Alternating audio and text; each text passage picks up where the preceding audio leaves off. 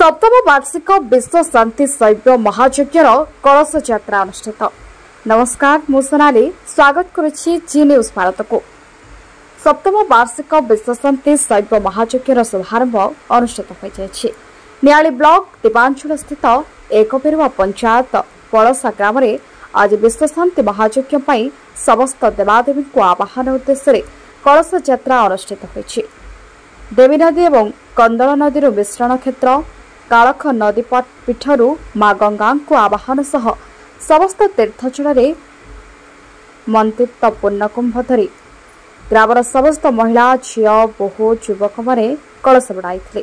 मुख्यकर्ता जटाधारी महाराणा, मुख्यकर्ती ममता महाराणा, कर्ता विभुदत्त नायक, कर्ती अनुषा नायक, दुर्गाचरण प्रधान, सुखदेव सिंह, अरविंद साहू, राजकिशोर नायक, अर्जुनी दास, ब्रजकिशोर दास, सुरथ बेहरा, तपन कुमार नायक, मंटू नायक, मिहिर दास, बुल्लू सेनापति, सुशांत दास, सुरेंद्र दास, लक्ष्मण दास, कैलाश दास, कृष्णचंद्र नायक, प्रदीप्त पंडा, कृष्ण पंडा, प्रभात दास, वैकुंठ महाराणा, किशोर लेंका, मनु नायक, जयचंद्र सिंह, शत्रुघ्न सिंह, रमेश सिंह, सुनील महापात्र, प्रभाकर नायक, त्रिलोचन साहू, आरत साहू, बुलू स्वाई, संजय स्वाई, विपिन सेनापति, बुट्टू भाईना, कैलाश नायक, नवीन महापात्र, रविंद्र स्वाई, कुमार विजय, संतोष नायक, प्रदीप्त सिंह, नवखन सिंह, गुडू नायक, अजय नायक, मुना सिंह, वसंत दास, जगली दास, वंशीधर सिंह, मन दास, टुलू दास, अंकु दास एवं प्रभात कुमार सिंह प्रमुख यह यात्रा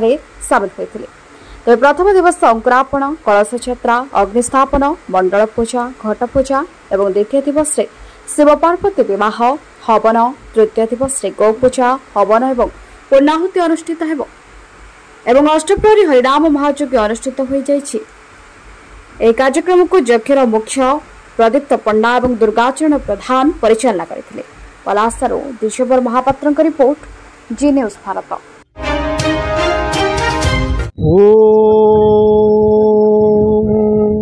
धाये नित्यं महेशं रजतगिरिनिभं चारुचन्द्रावतसं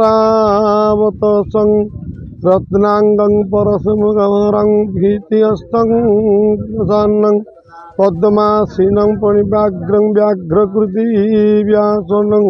विश्वान्द विश्ववन्दे निखिलभयं पञ्चवक्रो त्रिनेत्रं नमः शिवाय ग्रामेश्वराय नमः। आमर श्री श्री ग्रामेश्वर महादेव पड़सा सप्तम वार्षिक विश्व शांति शैव यज्ञ आज काली आमर नाम यज्ञ सरी आज कलश अधिवास चली।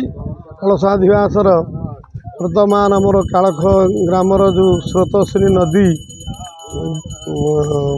देवी आ कंदल मिलित संगम स्थल जलाधिवास कर्म चली।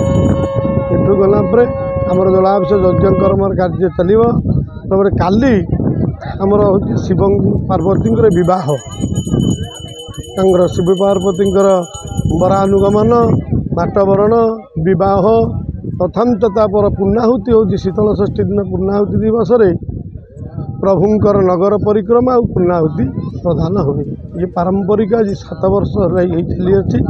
समस्त पड़सा ग्रामवासी तपर अंचलवासी ग्रामवासी पवित्र मोहन प्रधान मु जन शिक्षक 7 वर्ष दीर्घ 7 वर्ष हब शिव पार्वती विवाह करि आसुछु। बृहग वाहन जस्य तस्य त्रिकच धारणा बामांगे सालोपा देवी सा देवता पातु बह